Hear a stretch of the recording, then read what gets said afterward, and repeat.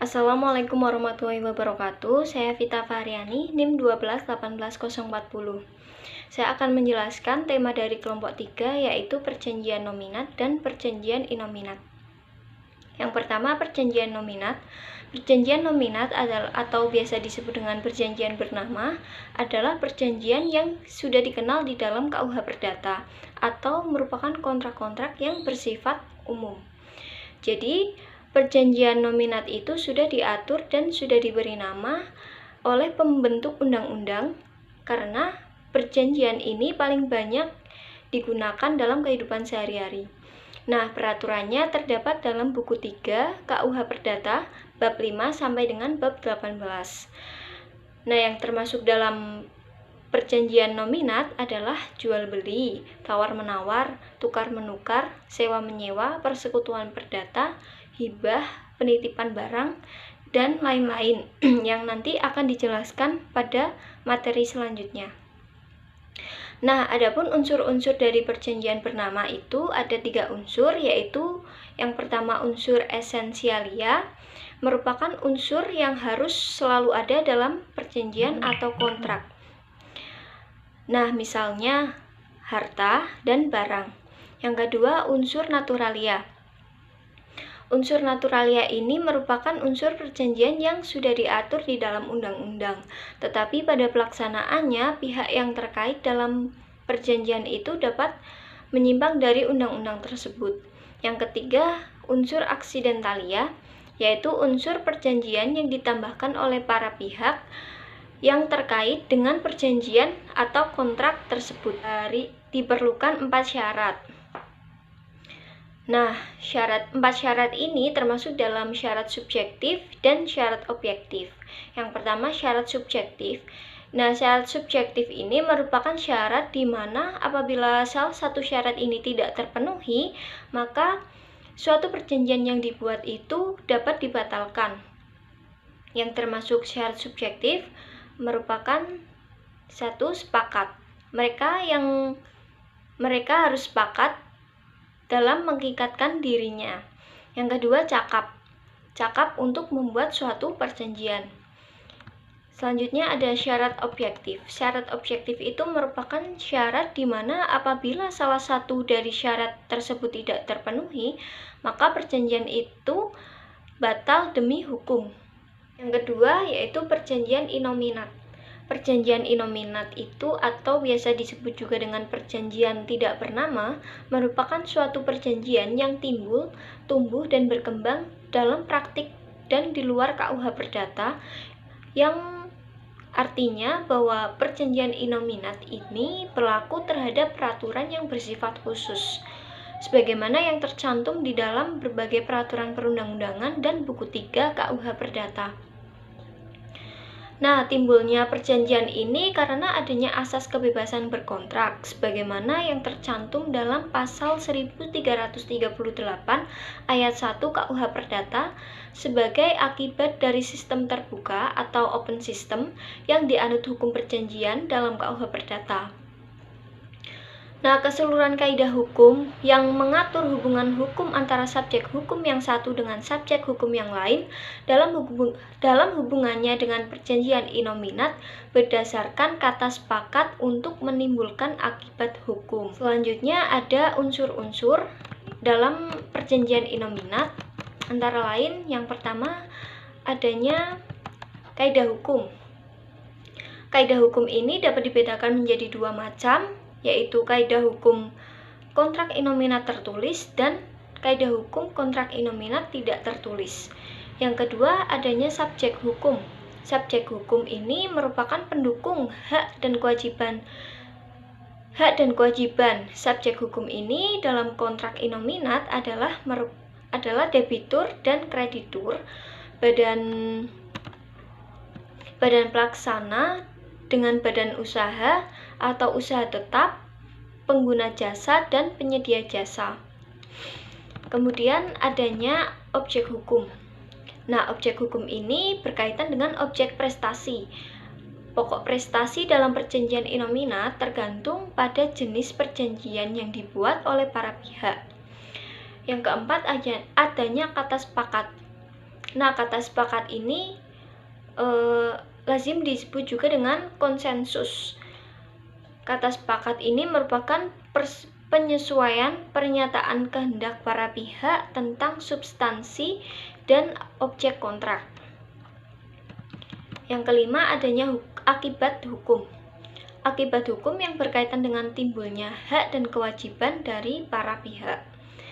Selanjutnya ada syarat sahnya perjanjian tidak bernama atau innominat, itu sama dengan syarat sahnya perjanjian nominat, yaitu terdapat dalam pasal 1320 Kitab Undang-Undang Hukum Perdata, yang disebutkan ada 4 syarat perjanjian. Yang pertama, sepakat. Yang kedua, cakap untuk membuat suatu perjanjian. Yang ketiga, mengenai suatu hal tertentu. Dan yang keempat, adanya suatu sebab yang halal. Saya Lailatul Rafiqah NIM 1218036. Saya akan menjelaskan tentang jenis-jenis perjanjian nominat. Jenis-jenis perjanjian nominat ada jual beli, tukar menukar, sewa menyewa, perjanjian melakukan pekerjaan, dan persekutuan perdata. Yang pertama ada jual beli. Jual beli diatur dalam pasal 1457 sampai dengan 1450 KUH Perdata. Menurut pasal 1457 KUH Perdata, jual beli adalah suatu perjanjian di mana pihak satu mengingatkan dirinya untuk menyerahkan suatu kebendaan dari pihak yang lain untuk membayar harga yang telah dijanjikan. Pada setiap perjanjian jual beli akan menimbulkan hak dan kewajiban bagi pihak-pihak yang mengadakan perjanjian. Yang pertama ada hak yang diberikan kepada penjual untuk mendesak pembeli membayar harga, tetapi penjual juga berkewajiban menyerahkan barangnya kepada pembeli. Yang kedua, hak yang diberikan kepada pembeli untuk mendesak kepada penjual untuk menyerahkan barangnya yang telah dibeli, tetapi pembeli juga berkewajiban membayar harga pembelian tersebut.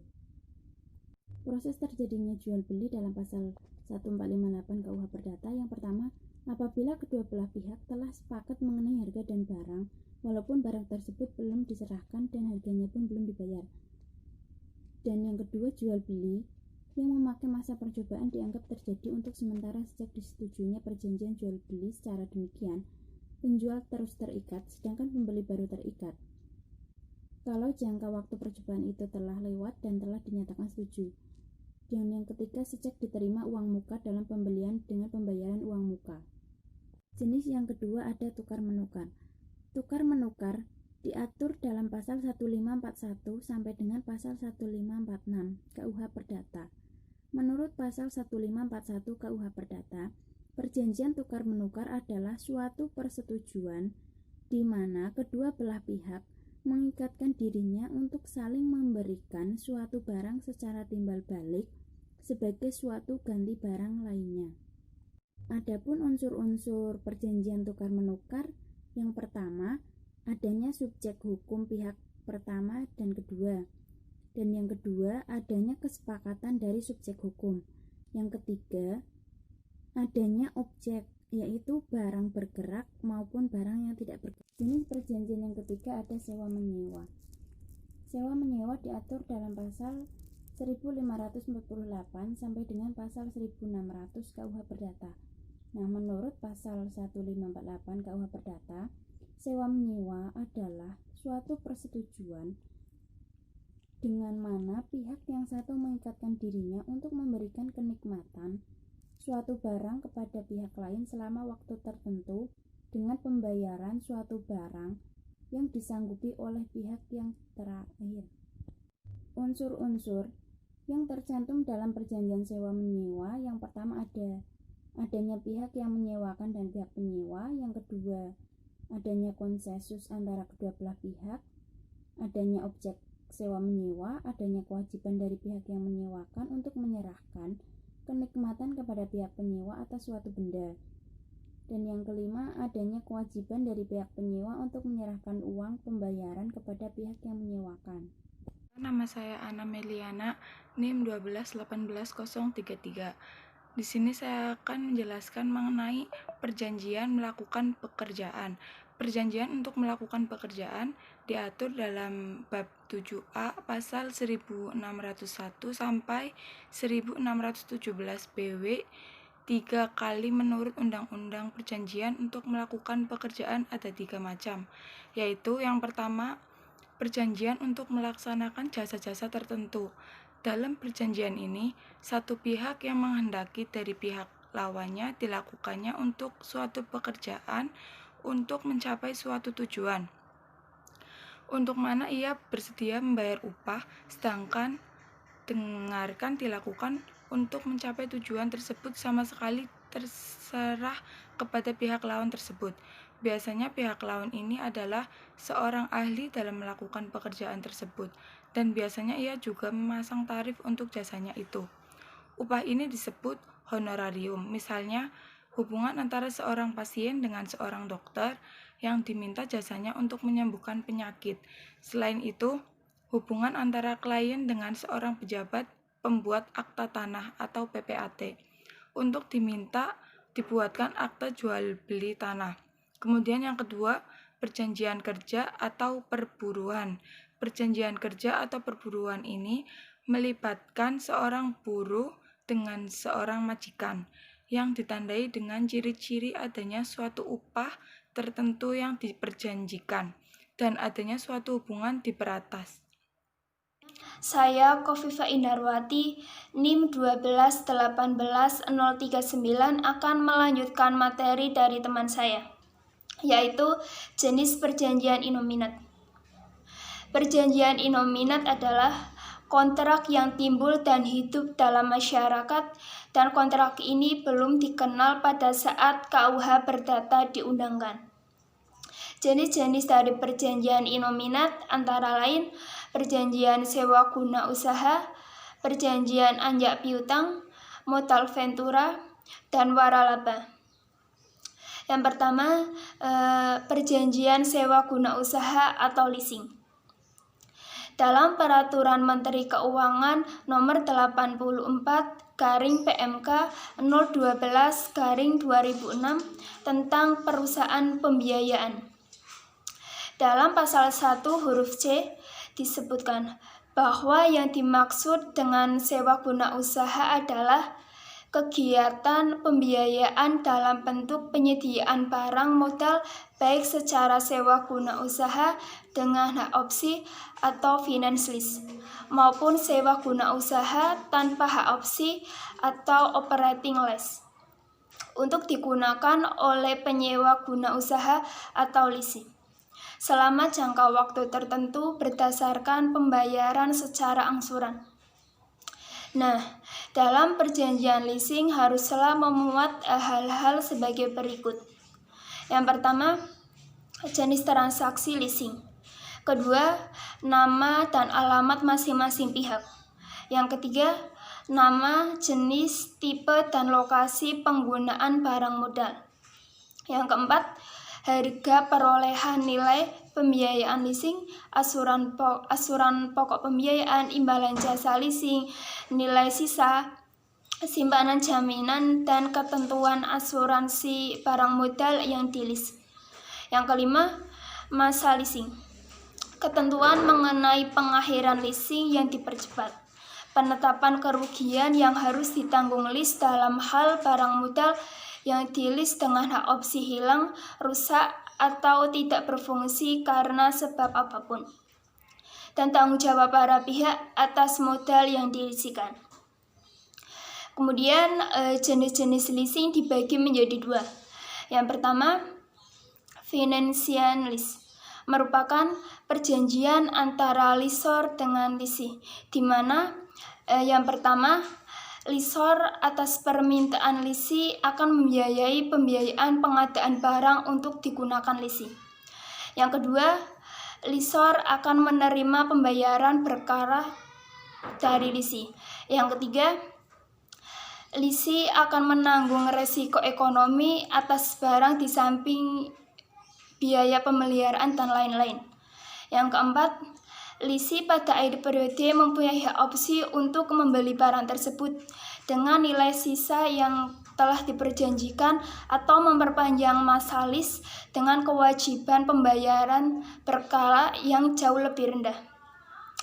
Yang kedua yaitu operation lease adalah perjanjian antara lessor dengan lease, di mana yang pertama lessee setuju menggunakan jasa lessor untuk menyediakan barang dalam jangka waktu yang relatif lebih pendek. Yang kedua, lessor akan menerima pembiayaan dari lease yang jumlah keseluruhannya tidak meliputi biaya barang dan lease dapat membatalkan perjanjian sewaktu-waktu. Yang ketiga, lessor menggunakan resiko ekonomi dan pemberian atas barang tertentu. Saya Hosinatul Lutfiah, NIM 1218035. Di sini saya akan menjelaskan tentang modal Ventura. Apa itu modal Ventura? Modal Ventura yaitu suatu investasi dalam bentuk pembiayaan berupa penyertaan modal ke dalam suatu perusahaan swasta sebagai pasangan usaha atau investee company untuk jangka waktu tertentu.